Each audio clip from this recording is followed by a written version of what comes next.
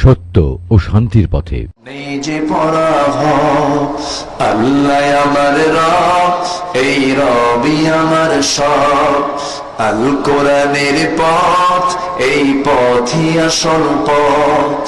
অন্য পথে অন্য মতে নেই যে রহমত। আল্লাহ আমার রব, এই রবি আমার সব। আল্লাহ কবুল করুন, আমিন। একটু জোরে বলি আল্লাহুম্মা আমিন। কবিদের কবিতা কত সুন্দর, গীতিকারের গীতি কত সুন্দর। আল্লাহ পাক অনেক কবিকে জান্নাত দিয়ে দিবেন, আবার অনেক কবিকে আবার অনেক কবিকে আল্লাহ পাক উল্টা করে জাহান্নাম দিবেন। এরকম নাস্তিক কবি আমার দেশে নাই তো? আজ তো কনকন আছে না? নাই? হ্যাঁ, নামও জানেন? শামসুর রহমান, আহমদ শরীফ, এরপর আর কি কত কবি। সম্মানিত ভাইয়েরা, কত কবি আমার দেশে, যত খ্যাতিমান সবগুলো অধিকাংশ ঘাপটি মারা নাস্তিক, ঠিক কিনা? আমার প্রিয় বন্ধু আল্লাহ, আর সে আল্লাহর বিরুদ্ধে যারা কথা বলে জিহ্বা টেনে ছেড়া দরকার তাদের। নাস্তিকদের মোকাবেলা করতে রাজি আছো? কোন কোন মুসলমান হাত উঁচু করে দেখাও।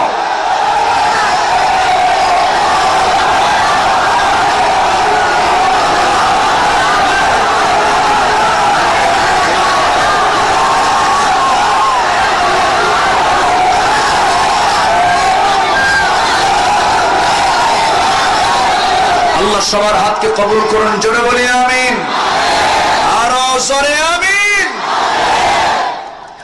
সম্মানিত ভাইয়েরা, আমার বন্ধুকে আর আমরা আমাদের বন্ধু বানাইছি কারে? হ্যাঁ, আচ্ছা, শয়তান তো দেখা যায় না, কিছু শয়তান আছে দেখাই যায়।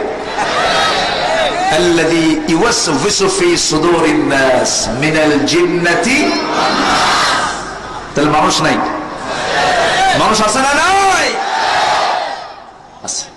শয়তান তো আছে, ওর এজেন্ট আছে কিছু, সে এজেন্ট রেখে দিয়েছে। এইগুলো হচ্ছে আমার এজেন্ট। এরকম কিছু এজেন্ট আমার দেশে আছে না? নাই। শয়তানের এজেন্ডা তারা পূরণ করছে। শয়তান কয়, আমি তো এক হুকুম অমান্য করছি, তোরা তো আমার উপরেও, তোদের থিসিস অনেক, গবেষণা অনেক।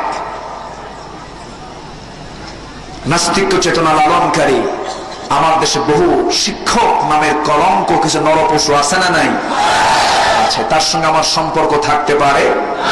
আমার সম্পর্ক কার সাথে? আমার জীবনটা কার হাতে? আল্লাহর হাতে। আমি যখন ছিলাম না তখন কে ছিলেন?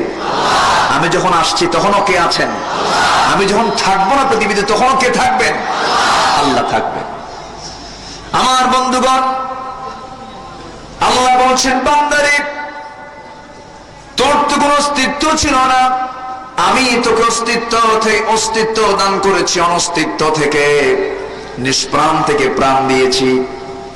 তোমার কোনো খবরই ছিল না। তোমার জীবনটা যখন আমি দিলাম, রূহের জগতে তোমাকে আমি রেখে দিয়েছিলাম।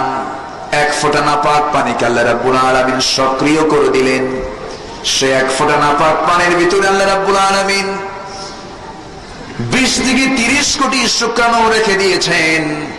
মার পেটের মধ্যে আল্লাহ রাব্বুল আলামিন 20 থেকে 30 কোটি শুক্রাণুর ভিতরে সব শুক্রাণুকে নিষ্ক্রিয় করে দিয়া মাত্র একটা শুক্রাণু মার পেটের মধ্যে রেখে দিয়া জরায়ুতে সক্রিয় করে দিয়ে জমাট রক্ত গোশতের টুকরা আজমা লাহমা করে দিলেন, চামড়ার প্যাকেট করে দিলেন।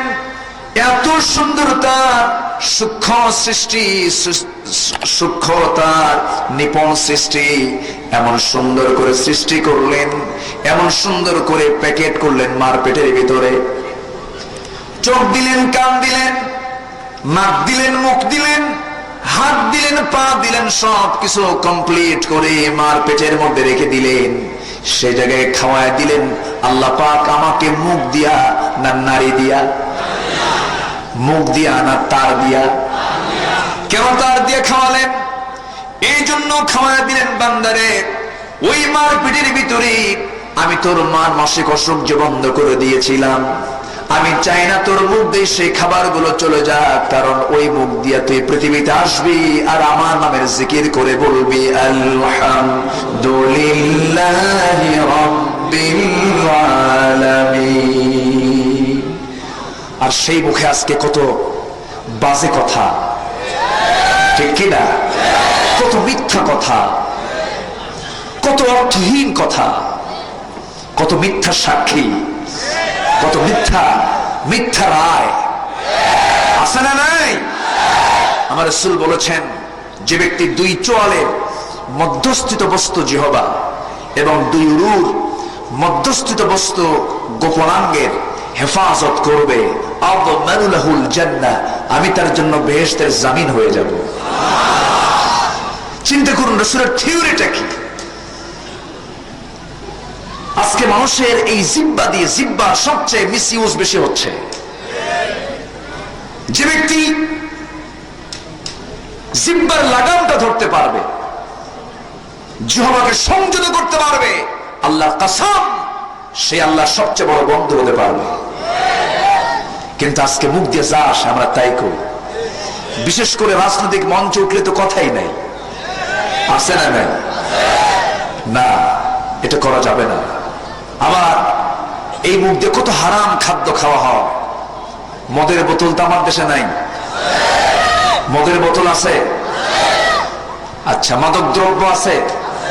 ইয়াবা, বাবা, হেরোইন, আফিম, ফ্যান্সি, কি নাই?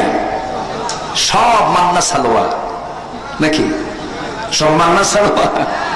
এই সমস্ত খাবারগুলো, এই সমস্ত মাদক দ্রব্যগুলো অ্যাভেলেবেল। এগুলো বন্ধ করার জন্য ওয়াজ করে আর মসজিদ আমাদের হুজুররা বয়ান করে এগুলো বন্ধ হবে না। এগুলো বন্ধ করার জন্য পার্লামেন্টে বিল টেনে মদের নেশার আইনকে নিষিদ্ধ করতে হবে।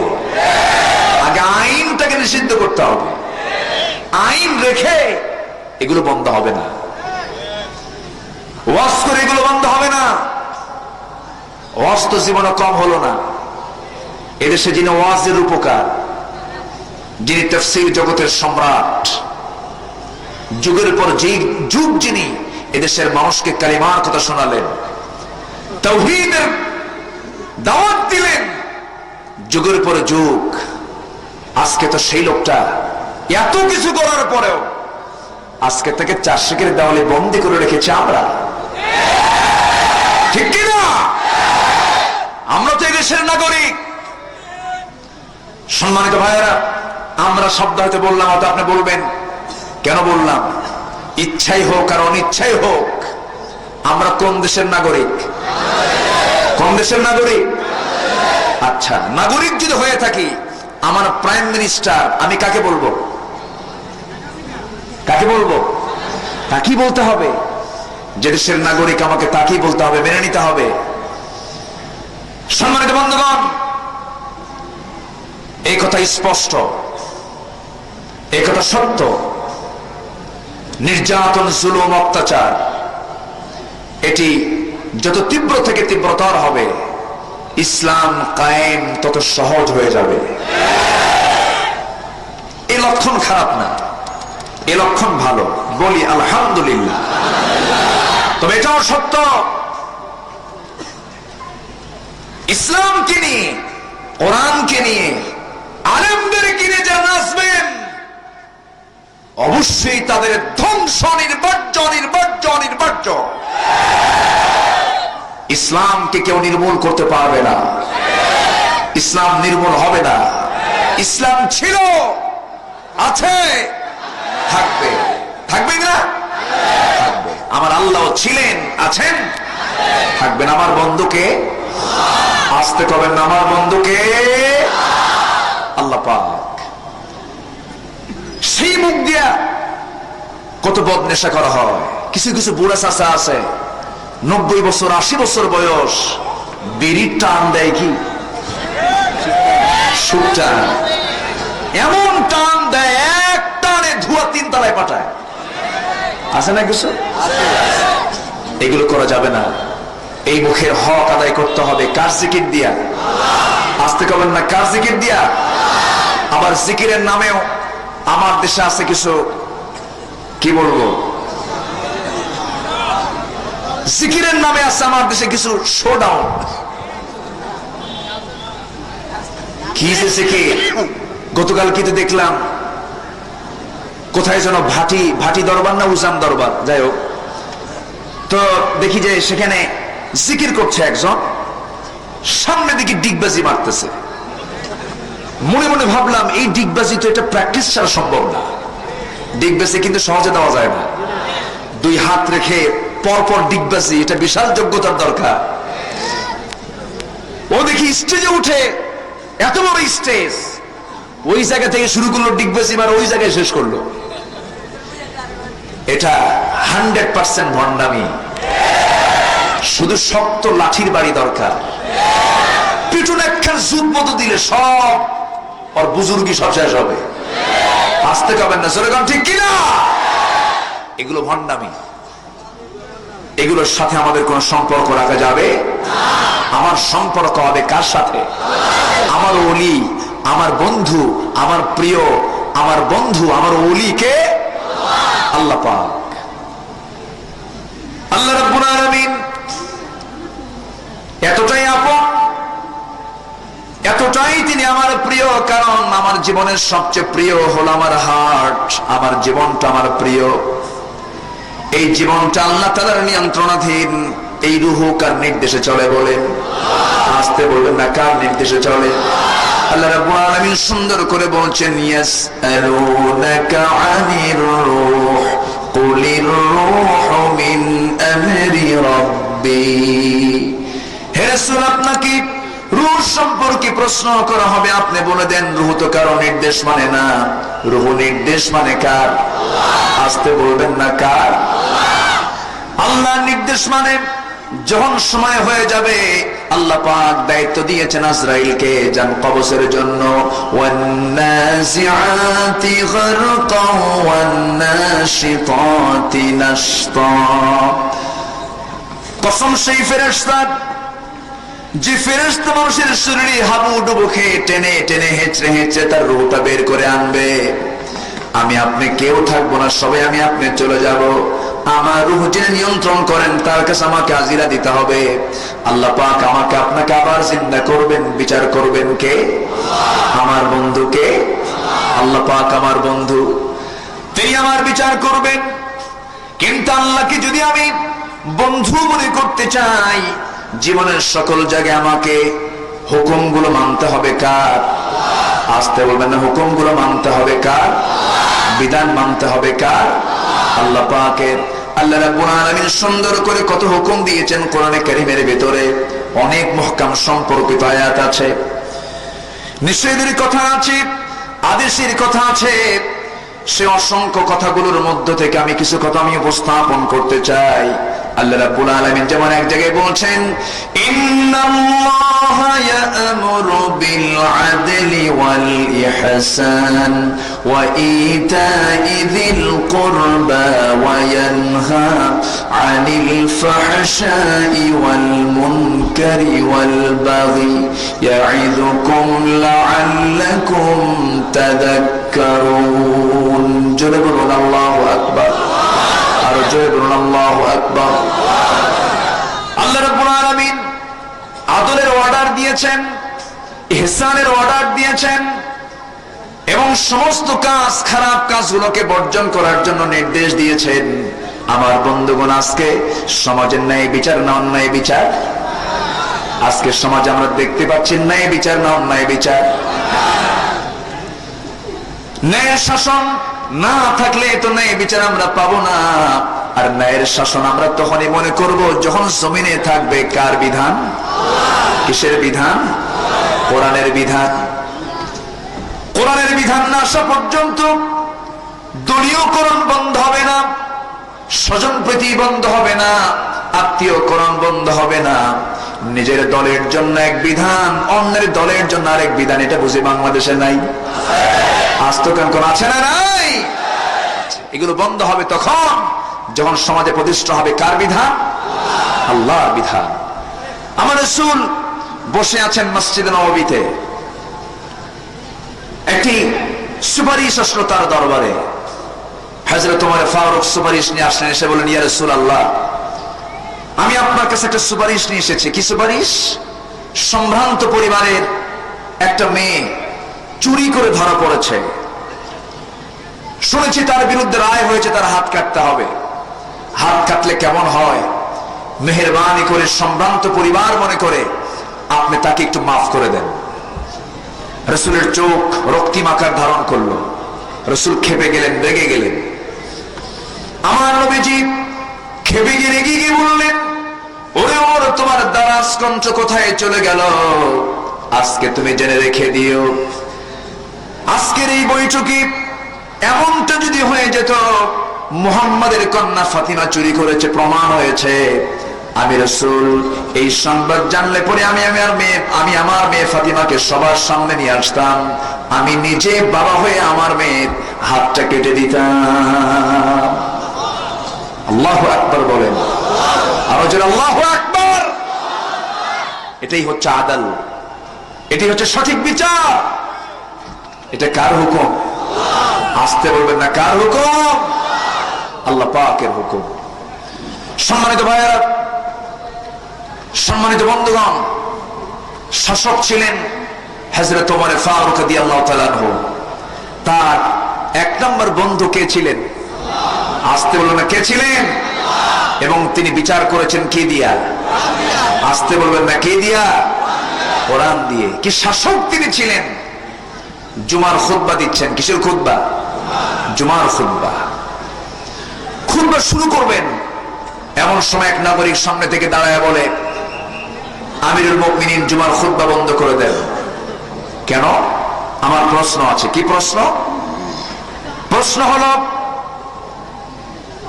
আপনি যে জুব্বা পরে জুমার খুতবা দিচ্ছেন, এই জুব্বার কাপড় আপনি কোথায় পেয়েছেন? আমিও তো জুব্বা বানিয়েছি, কয়েকদিন আগে একটা কাপড় পেয়েছি, ওই পরিমাণ কাপড় যদি আপনিও পেয়ে থাকেন, আপনার জুব্বা তো লম্বা হওয়ার কথা নয়।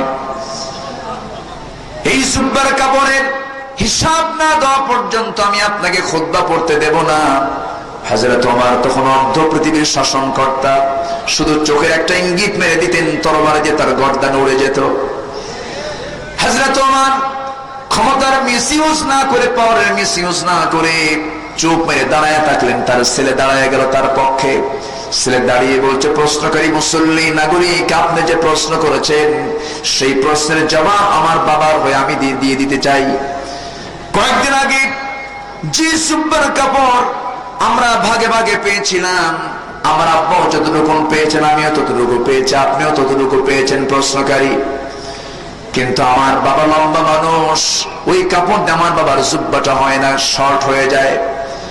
এই জন্য আমি বলেছিলাম, বাবা শোনো, ওই কাপড় দিয়ে যেহেতু তোমার জুব্বা হচ্ছে না, আমি আমার অংশটুকু তোমাকে দিয়ে দিলাম।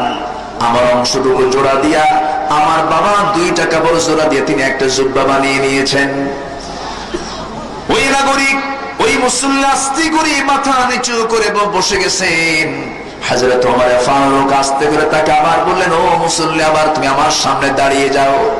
দাঁড়িয়ে যাওয়ার সঙ্গে সঙ্গে তিনি প্রশ্ন করে বলেন, শোনো মুসল্লি আমার, ও নাগরিক, যদি এমনটা হতো আমার ছেলের অংশটুকু না নিয়ে যদি আমার ক্ষমতার দাপটে যদি একটু কাপড় বেশি নিতাম, তুমি কি করতে? সঙ্গে সঙ্গে ওই মুসল্লি নাগরিক আস্তে করে তরবারি কোষমুক্ত করে বলছে, ওমর, এই তরবারি দিয়ে তোমার কল্লাটা আমি উড়াইয়া দিতাম। হযরত ওমর একটু মাথা নিচু করলেন, চোখের পানি ফেলতে ফেলতে আল্লাহর দরবারে দোয়া করে বলছেন, আল্লাহ তাআলা, আমার দেশের নাগরিককে তুমি আল্লাহ আরো বেশি সচেতন হওয়ার তৌফিক তুমি আল্লাহ দিয়ে দাও। জোরে কোন সুবহানাল্লাহ। তারাও শাসক ছিলেন, আর আমরাও শাসক দেখতে পাই। শুধু হু করবেন, একটু আওয়াজ করবেন, এটার নাম স্বাধীনতা নয়। এই জন্য দেশ স্বাধীন হয়নি। সকল স্বাধীনতা নিশ্চিত করার পূর্বে জাতিকে দিতে হবে কথা বলার স্বাধীনতা।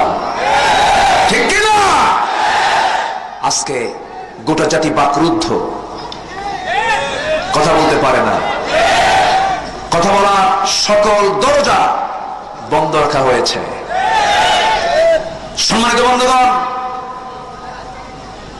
ক্ষমতায় থাকার জন্য হয়তো সকল ছিদ্র বন্ধ হতে পারে, সব ছিদ্র বন্ধ করতে পারলেও পতন হবে কোন ছিদ্র দিয়া, ওই ছিদ্র কিন্তু বন্ধ করা যায় না, ঠিক কিনা?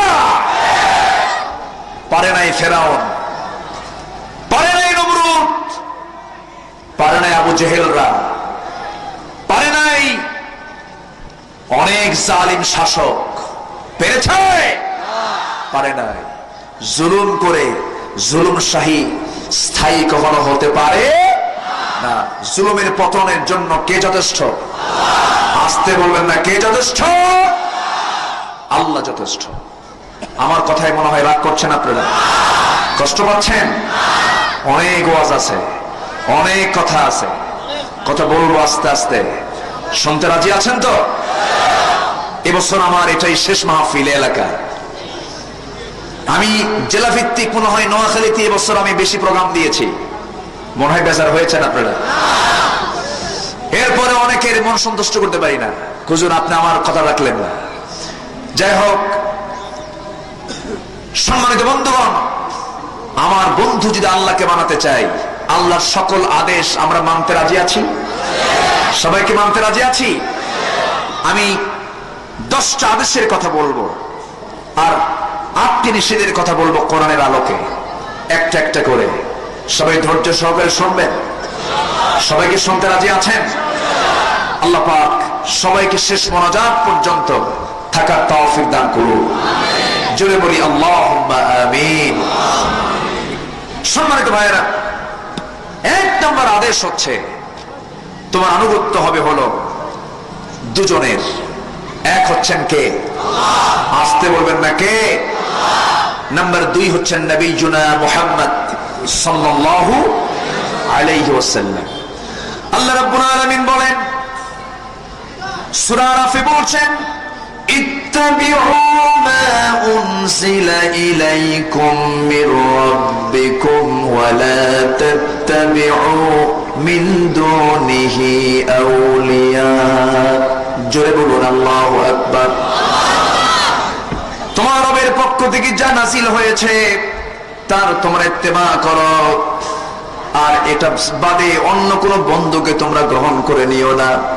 আল্লাহ পাক আর এই থেকে সুন্দর করে বলছেন, সবাই বলুন, ইয়া আইয়ুহাল্লাযীনা আমানু আতিউল্লাহ ওয়া আতিউর রাসূল ওয়া লা তুবতিলু আ'মালাকুম। সূরা মুহাম্মদ আয়াত নম্বর 33। আল্লাহ রাব্বুল আলামিন বলেন, তোমরা আল্লাহর আনুগত্য, আল্লাহ এবং রাসূলের আনুগত্য করো, ইত্তেবা করো, তোমাদের আমলকে নষ্ট করে দিও না। এই দুজনের আনুগত্য ছাড়া অন্য কারো আনুগত্য করো না। আমার দেশে বহু ভণ্ড দরবার আছে না নাই? আসতে বলবেন না, আছে না নাই?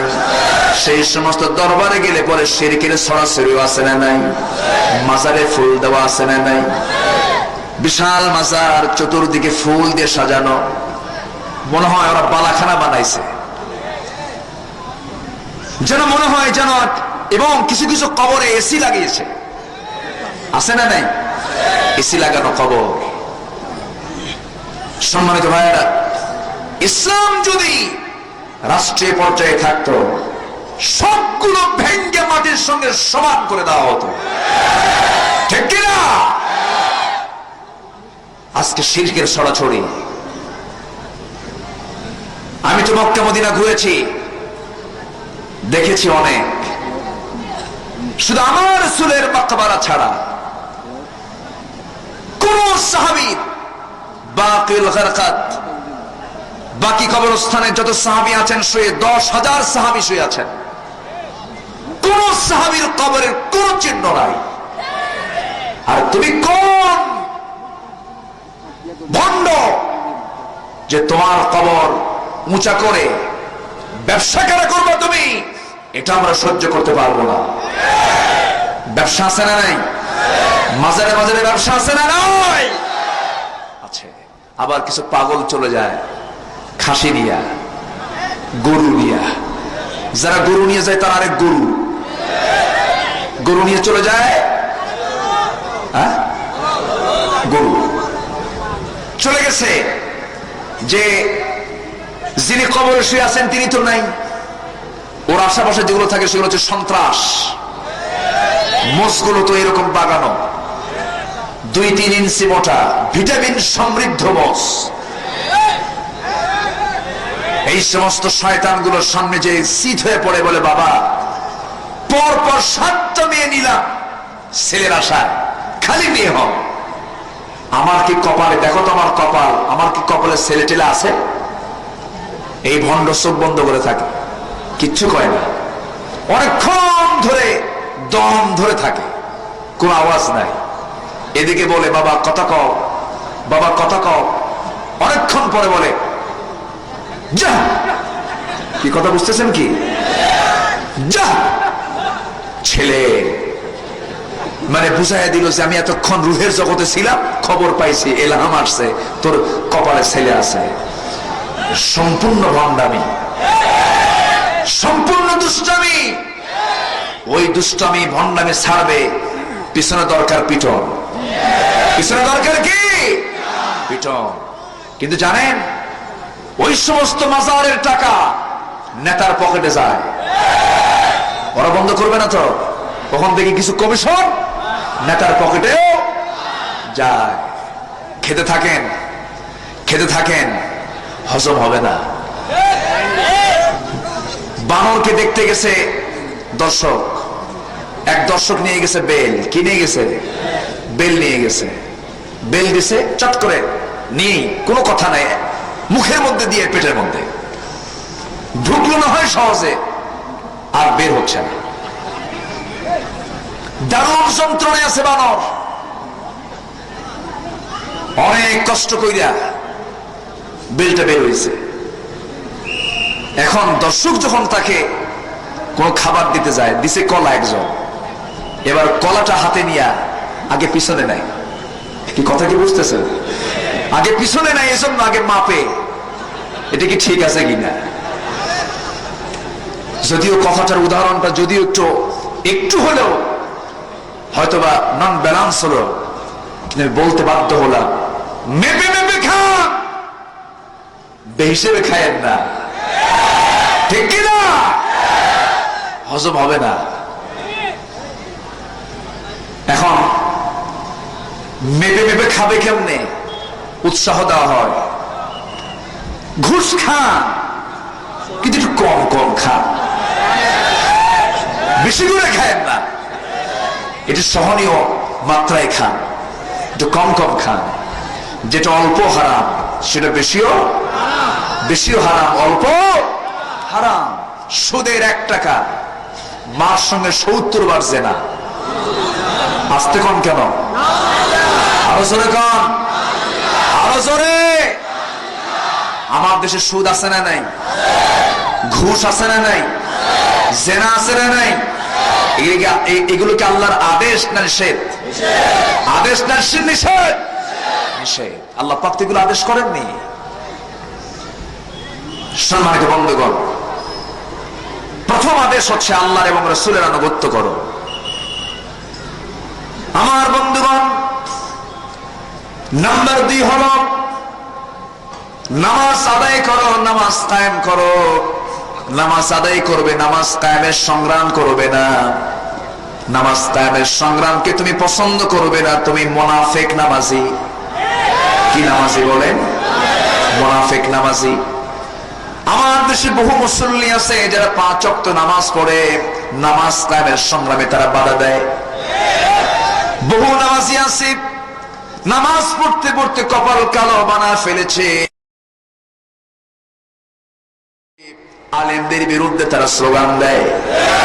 বহু নামাজি আছে নামাজ আদায় করে কিন্তু সুদেরও কারবার করে। বহু নামাজি আছে নামাজ তারা আদায় করে কিন্তু তারা জিনার কারবারে তারা উৎসাহ যোগায়। বহু হাজি আছে তারা মাহফিলের সভাপতিও হয়, যাত্রা সভাপতি হয়। আছে না নাই? আল্লাহ পাক এই নামাজিকে পছন্দ করবেন না। ওই নামাজি পছন্দ আল্লাহর দরবারে যে নামাজ নিজে আদায় করবে এবং নামাজ সমাজে কায়েমের সংগ্রাম করবে। আল্লাহ রাব্বুল আলামিন নামাজ আদায়ের কথা কোরআন শরীফে মাত্র একটি বার বলেছেন, যারা পারেন আমার সঙ্গে পড়ুন। আল্লাহ রাব্বুল আলামিন বলেন, ইন্না আ'তাইনাকাল কাউসার ফাসাল্লি লিরাব্বিকা ওয়ানহার ইন্না শানিআকা হুয়াল আবতার। হে রাসূল, আমি আপনাকে হাউসি কাউসার দান করেছি, অতএব আপনি নামাজ পড়ুন, নামাজ আদায় করুন। ফাসাল্লি, আর আল্লাহ রাব্বুল আলামিন সকল জায়গায় কায়েমের কথা বলেছেন। আল্লাযীনা ইউমিনুনা বিল গায়বি ওয়া ইউকিমুনাস সালাহ ওয়া মিম্মা রাযাকনাহুম ইউনফিকুন। জোরে বলুন আল্লাহু আকবার। আমার বন্ধুগণ, নামাজ কায়েম করতে হবে। নাম্বার 3 হলো রোজার বিষয়টা আল্লাহ রাব্বুল আলামিন বলেছেন। কিন্তু আজকে রোজা, আমার দেশে যে রোজাটা পালন হয় শুধু না খেয়ে থাকা হয়, কিন্তু রোজার বাস্তবতা, রোজার বাস্তবতা। আমার দেশে এত সুন্দর রমজানের বরকত, রমজান মাসে দিনের বেলা পর্দা সহকারে হোটেলে হোটেলে খাওয়ানো হয়, তাই না? এই হচ্ছে রোজার আমাদের দেশে বরকত। সম্মানিত বন্ধুগণ, অথচ রোজার হুকুম কার? আসতে বলবেন না, কার? আল্লাহ পাকের। আল্লাহ রাব্বুল আলামিন যাকাতের কথা বলেছেন। সেই যাকাত আজকে আমাদের দেশে অনেকে জরিমানা মনে করে। যাকাত আবার দেব কেন? সরকারকে ট্যাক্স দেই, ট্যাক্স দিয়ে আমরা সরকারের আইনের ভয়ে। আর যাকাত দিতে হবে কার ভয়ে? আসতে বলবেন না, কার ভয়ে? আমার দেশে যাকাত কি প্রতিষ্ঠা আছে? যাকাত তো প্রতিষ্ঠা নাই। নামাজ আছে, যাকাত নাই। আল্লাহর দরবারে সেই নামাজ আল্লাহর দরবারে কবুল হবে না। যাকাতের জন্য আমাকে আপনাকে চেষ্টা চালাতে হবে। আল্লাহর কসম করে বলি, আমার দেশে যদি পরপর 5টি বছর যদি যাকাত আদায় করা হতো, সালমান এফ রহমানের মতো, মুসা বিন শমশেরের মতো বহু দুনিয়া আমার দেশে আছে, যাদের টাকা দিয়ে এদেশের জনগণ একদিন দুদিন গোটা দেশবাসী গোটা দেশকে চালানো যাবে। মুসা বিন শমশের এই লোকটা বলেছে, যদি আমাকে অনুমতি দেওয়া হয় আমি একা পদ্মা সেতু বানায় দেব। চিন্তা করুন, এত সম্পদশালী লোক আমার দেশে থাকার পরেও আমার দেশে এখনো দারিদ্রতা আছে না নাই? আসতে বলবেন না, আছে না নাই? আছে। সম্মানিত ভাইয়েরা, এই দারিদ্রতা দূরকরণ হবে সুদ ভিত্তিক অর্থনীতি দিয়ে নয়। এই দারিদ্রতা দূর হবে যাকাত ভিত্তিক অর্থনীতি দিয়া। সেই যাকাত কার বিধান? আসতে বলো না, যাকাত কার বিধান? আল্লাহর বিধান। এরপর নাম্বার 5, আল্লাহ বলছেন ওজনটাকে সঠিক করো। আজকে ব্যবসার ওজন, বিচারের ওজন, সবকিছুর দাঁড়িপাল্লা সমান না অসমান? বলেন সমান না অসমান? মাছ কিনতে গেছি, অনেকদিন আগের কথা, বাজারে গেছি, মাছ কিনতে যেয়ে আমাকে দেখে বলছেন, হুজুর আমি আপনার দারুণ ভক্ত, আমি আপনার প্রচুর ওয়াজ শুনি, হুজুর আপনি আমার কাছ থেকে মাছটা নেন। ভাবলাম যে আমার ভক্ত। আমি দোকানদারের সামনে গিয়ে বললাম, ভাই এই মাছটা একটু দেন, এই মাছটা আমার চয়েস হয়েছে। মেপে এমন ভাবে মাপলো যেন হেলে পড়লো একদিকে, আমাকে যেন 500 গ্রাম 1000 গ্রাম যেন বেশিই দিল, এরকম মনে হলো। মনে মনে বললাম যে এই লোকটা আমাকে এত ভালোবাসে। আমি প্রশ্ন করলাম, ভাইজান এত বেশি দেন কেন? হুজুর আমি আপনার খুব ভক্ত। আমি বাড়িতে এসে মনে মনে চিন্তা করলাম, বেচারা তো আজকে মনে হয় লস খেয়েছে, আমাকে মহব্বত করে গিয়ে সে তো ব্যবসায় তার একটু হলো লাভ তো হলোই না, একটু লসই হয়ে গেল। দেখি তো একটু মাপ দিয়ে দেখি, তো মাপ দিয়ে দেখি আরো 400 গ্রাম নাই। আমার কথা কি বোঝা গেল? আচ্ছা, তাহলে এই যে ওজন, একজন নামাজি এই ওজন কখনো কখনো কি হেরফের করতে পারে? আসতে বলবেন না, পারে? পারে না। আল্লাহ রাব্বুল আলামিন এক জায়গায় বলছেন ওয়াকিমুল ওয়াজনা বিল কিসতি ওয়ালা তুখসিরুল মিজান, ওজনটাকে সঠিক করো, ওজনটাকে ব্যাঠিক করো না। ওয়াউফুল কাইলা ইযা কিলতুম ওয়াজিনু বিল কিসতাসিল মুস্তাকিম। জোরে বলুন আল্লাহু আকবার। এই দুনিয়ায় তোমার বিচারের ওজন, ব্যবসার ওজন, কথার ওজন, সবকিছুর ওজন তোমার সঠিক থেকে যাবে। কাল কিয়ামতের ময়দানে আল্লাহ পাক তোমার বিচারটাও সঠিক করে করবেন, সুন্দর করে তোমার বিচার সঠিক করে আল্লাহ পাক তোমাকে জান্নাত দিয়ে দিবেন। আল্লাহ বান্দার সকল গুনাহ maaf করবেন, কিন্তু বান্দা যে বান্দার হক নষ্ট করেছে আল্লাহ পাক তা maaf করতে পারবেন না। এই নোয়াখালীতে আছে কিনা জমিনে ঠেলাঠেলি আছে নাকি? আইলে ঠেলাঠেলি আছে? জমিনে ঠেলাঠেলি হয় না, আইলে ঠেলাঠেলি হয়? কিন্তু জমিনে বাজে না তো, বাজে আইলিয়া। কয়টা আমার, কয়টা আমার, ঠেলাঠেলি, এমনকি খুনোখুনি পর্যন্ত হয়ে যায়। সহিহ বুখারী শরীফের হাদিস, যে ব্যক্তি 1 বিঘত পরিমাণ জায়গা জবরদখল করবে, 7টা ভাগ জমিন আসমান তার পিঠে চাপিয়ে দিবেন কিয়ামতের দিন আমার আল্লাহ পাক। যেরকম নাউজুবিল্লাহ। আমার দেশে এখন ভূমিদস্যু আছে না নাই? জমি চোর আছে না নাই? দখলবাজি আছে না নাই? দখল করতে থাকো, তোমার কবর থাকবে না, ঠিক কিনা? ওজন সঠিক করতে কে বলেছেন? আল্লাহ পাক বলেছেন। সম্মানিত ভাইয়েরা, সম্মানিত বন্ধুগণ, আমার রাসূল দীর্ঘ একটা স্বপ্ন দেখলেন এক রাতে। বলবো? স্বপ্নে দেখলেন, বিশাল স্বপ্ন দেখে ফজরের ওয়াক্ত হয়ে গেল, মসজিদে চলে গেলেন। মসজিদে যাওয়ার পরে ফজরের 2 রাকাত ফরজ সালাত আদায় শেষান্তে আমার নবীজি মুখ ঘুরায় নিলেন। মুখ ঘুরিয়ে নিয়ে সাহাবায়ে কেরামকে লক্ষ্য করে বলেন, সাহাবীরা তোমাদের কোনো প্রশ্ন আছে নাকি? প্রশ্ন করবে নাকি? প্রশ্ন করো।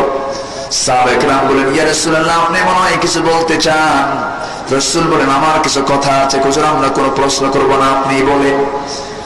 আমার নবীজি এবারে বললেন, সাহাবীরা আজকে রাত্রে আমি বিশাল স্বপ্নে দেখেছি, সেই স্বপ্নের কথা আমি তোমাদের সামনে বলতে চাই।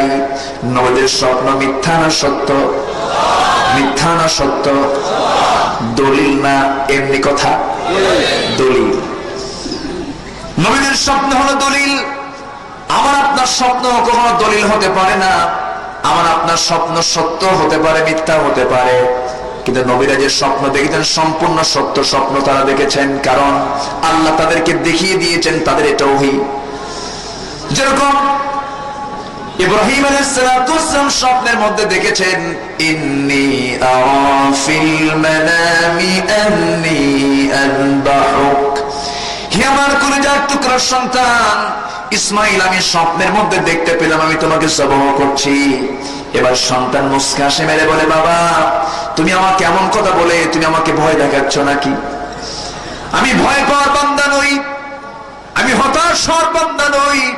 তুমি আমাকে বলে আমাকে ভয় দেখাতে পারবে না, তবে তুমি আল্লাহর যেহেতু হুকুম পেয়েছো, স্বপ্নে দেখেছো, বাস্তবায়ন করতে যখন যাবে, আমাকে মিনার বাজারে নিয়ে আমাকে সহায় দেবে, যখন জবাহ করতে নেবে, আমার গলায় যখন ছুরি লাগাবে, তোমার চোখগুলো তুমি কাপড় দিয়ে বেঁধে নিবে, কারণ আমার চোখ তোমার চোখ যদি একসঙ্গে মিলে যায়, তোমার চোখে পানি চলে আসবে, দরদ চলে আসবে, আল্লাহর হুকুম বাস্তবায়নে বাধাগ্রস্ত হয়ে যাবে। বাবা অতএব তুমি চক্ষু বন্ধ করে আমাকে জবাহ করবে, সে জায়গায় তুমি আমাকে দেখতে পাবে। সাতাজিদুনি ইনশাআল্লাহু মিনাস সাবিরিন, আমাকে তুমি ধৈর্যশীলদের অন্তর্ভুক্ত পেয়ে যাবে।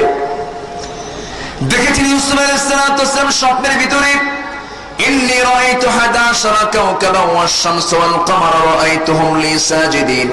তাদের স্বপ্ন হলো সত্য, কিন্তু আমার দেশে স্বপ্নে পাওয়ার তরিকত লাইন আছে না নাই? বলে আসতে কবেন না, আছে না নাই? স্বপ্নে পাওয়া কোন ব্যক্তির মন প্রসূত কোন তরিকা আমার আপনার তরিকা হবে না। আমার তরিকা একটাই হবে, ইহদিনাস সিরাতাল মুস্তাকিম। আমার পথ একটাই, সিরাতুল মুস্তাকিম। ইসলাম ছাড়া কোন তরিকা মানা যাবে না। আসতে বলবেন না, যাবে। আমার বন্ধুগণ, নবীজি বললেন, সাহাবীরা, আজকে রাত্রে আমি স্বপ্নের মধ্যে দেখি দুজন ব্যক্তি আমাকে কোথায় যেন নিয়ে যাচ্ছে। আমি চলতে লাগলাম, হঠাৎ করে পথিমধ্যে দেখতে পেলাম দাঁড়িয়ে থেকে মানুষ, বসে থেকে মানুষের গলাটা কাটতেছে করাত দিয়ে কাটি, গড়ে গড়ে রক্তগুলো পড়ে। আবার সামনের দিকে চলতে লাগলাম, চলতে নিয়ে দেখি একজন দাঁড়িয়ে থেকে মানুষ, বসে থেকে মানুষের মাথায় পাথর দিয়ে আঘাত করছে, ফিঙ্কি দিয়ে রক্তগুলো পড়ছে। আবার সামনে চলতে লাগলাম, দেখতে পেলাম সেই জায়গায় একটা বিশাল রক্তের নদী, পুজের নদী বলা হলো। আমি দেখতে পেলাম সেই জায়গায় কিছু সংখ্যক আল্লাহর বান্দার হাবুডুবু খাচ্ছে, কষ্ট পাচ্ছে তারা। আবার সামনের দিকে চলতে লাগলাম, চলতে চলতে দেখতে পেলাম বিশাল বড় একটা আগুন, আগুনের নরকুণ্ডলী দগ্ধীভূত হচ্ছে কিছু সংখ্যক মানুষ। আবার সামনে চলতে লাগলাম, দেখতে পেলাম বিশাল বড় একটা গাছ, গাছের নিচে একজন বৃদ্ধ মানুষ, দাড়ি পাকাওয়ালা মানুষ, ছোট্ট ছোট্ট বাচ্চাদের কিনে খেলাধুলা করছেন। আবার সামনের দিকে চলতে লাগলাম, চলতে নিয়ে দেখতে পেলাম সুন্দর সুন্দর দালান কোঠা। এরপরে তার উপরে দেখতে পেলাম বিশাল বড় একটা রাজপ্রাসাদ। এরপরে দেখতে পেলাম বিশাল বড় একটা সাদা মেঘখণ্ড। এই কথা বলা মাত্র সাহাবায়ে কেরাম বললেন, ইয়া রাসূলুল্লাহ, শুধু স্বপ্নে দেখলেন, আপনাকে জিজ্ঞেস করেন নাই? রাসূল: হ্যাঁ, জিজ্ঞেস করেছি। ওই দুইজন কারা? রাসূল বলেন, ওই দুইজন ব্যক্তি দুনিয়ার কোনো ব্যক্তি নয়, ওই দুজন ব্যক্তি দুজন ফেরেশতা, জিবরাইল এবং মিকাইল আলাইহিস সালাতু ওয়াস সালাম। আল্লাহু আকবার বলেন, আরো জোরে আল্লাহু আকবার। আমার নবীজি বলেন, ভাই জিবরাইল বসে থেকে মানুষের গলা, দাঁড়িয়ে থেকে মানুষ কেন কাটে, এর কারণটা কি? বলা হলো, এই সমস্ত লোকগুলো দুনিয়ার জিন্দেগিতে মিথ্যা সাক্ষী দিয়েছে। কি সাক্ষী দিয়েছে? আমার দেশে মিথ্যা সাক্ষী নাই তো? মিথ্যা সাক্ষী আছে? মিথ্যা সাক্ষী দেয়? এমন সাক্ষী আমার দেশে আছে, রুহের জগৎ থেকে দেখে। আছে না? রুহের জগৎ থেকে দেখে। সম্মানিত ভাইরা, 1971 সালের ঘটনা, আর সাক্ষী জন্ম হলো 1979 সালে।